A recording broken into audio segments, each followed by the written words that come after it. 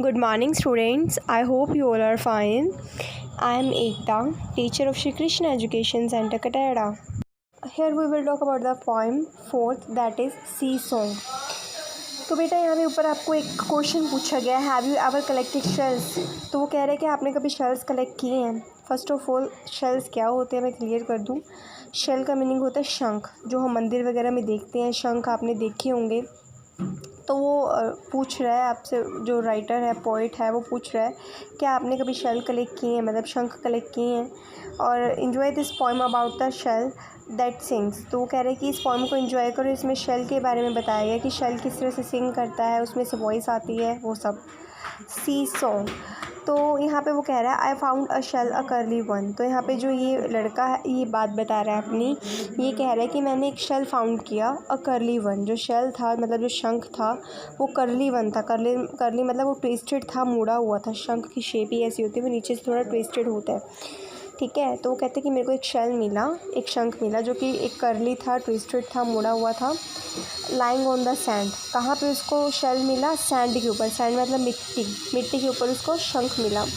I picked it up and took it home, called inside my hand. तो वो कहते हैं कि मैंने जो शंख था उसको उठा लिया, एंड टुक इट होम, और घर पे ले गया। कॉल्ड इनसाइड माई हैंड, तो मतलब जब उसने शंख उठाया तो वो उसका हाथ जो था वो ठंडे हो गए अंदर से। मतलब वो शंख उठा के घर पे लेके गया, उस टाइम पे उसके जो हाथ थे वो ठंडे हो गए। शंख मतलब कि रेत पे, मिट्टी पे पड़ा था, वो ठंडा था, तो उसके हैंड भी वैसे ही हो गए।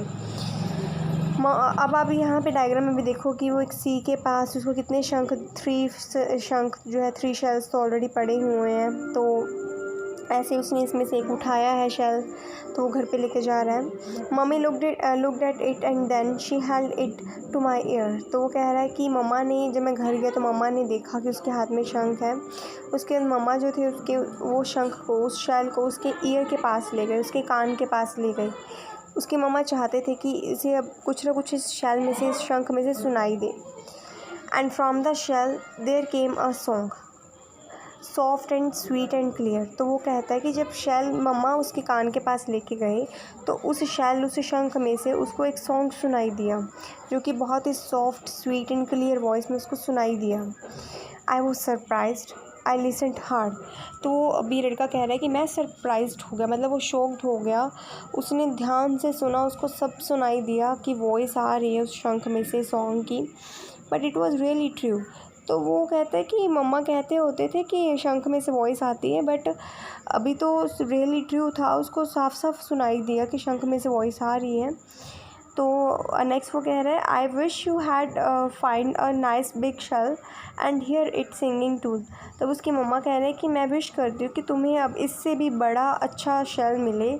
उसकी मम्मा ये कह रहे हैं कि अभी छोटा सा शेल तुम लेके आए हो, इस छोटे से शेल में से अगर तुम्हें वॉइस इतनी क्लियरली सॉफ्ट आ रही है, तो अगर तुम बड़ा शेल लेके आओगे तो उसमें से कितनी अच्छी वॉइस आएगी।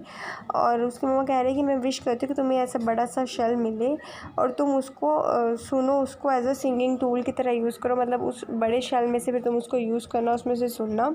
Thank you so much for watching this video.